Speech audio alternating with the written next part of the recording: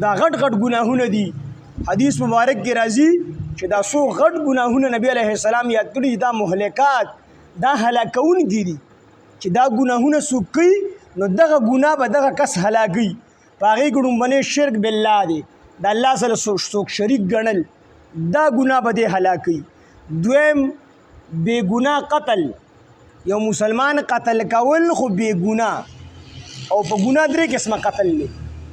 یو دا دی چې یو سړی قتل عمد وکړي، قصدن عمدن یو سړی قتل کړي نو د ده قتل جایز دی، خو زما استاد دپاره نه، دا د قاضي کار دی، د جج کار دی، هغه به فیصله کوي. دا د حکومت وقت کار دی، هغه به چې کوم دی دله پانسي او دله قصاص ورکړي. د مقتول چې کوم وارثان دي د هغوی په مطالبه باندې نو د قتل روا دی.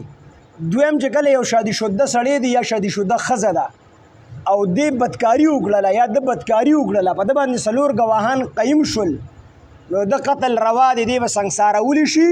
خو دا د عامو خلکو کار نه دی، خو عام خلک راپاسي دا خو فتنه جوړېږي، لکه څنګه چې نن سبا فتنه ده. یو کس مړ کي بل راپاسي د هغه نه 2 ولي، هغه راپاسي د نه 3 ولي، فتنه ورځ تر ورځ زیاتېږي.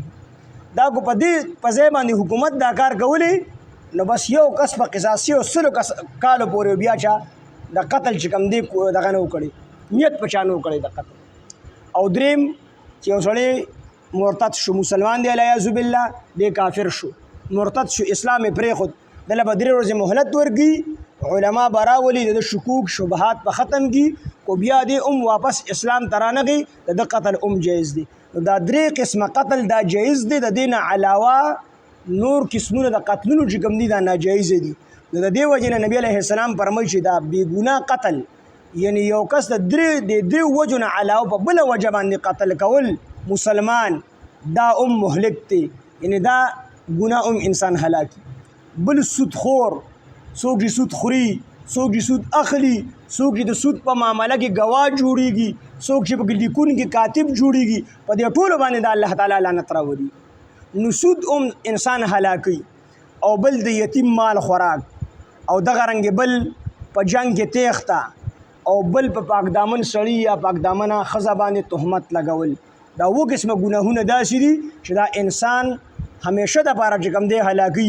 نبی علیه السلام فرمایي د دې نه ځان وساتئ. نو د دې وجې نه الله تعالی فرمایي چې په یو پاک دامنه ښځه، یو پاک دامن سړي باندې به تهمت نه لګوئ، او که تهمت ته ولګو او بیا د هغه ثابت نه کو، دنیا کې به ثابتای، او دنیا کې ثابت نه کو، آخرت کې بیا الله تعالی ته ثابت.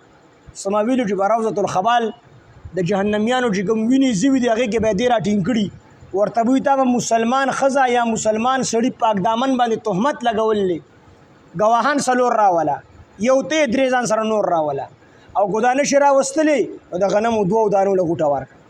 نو نه دې ګواهان راوستی شي، نه د غنمو 2 دانو له غوټه ورکولی شي، نو همیش دپاره به جهنم کې دی پاتې کېږي.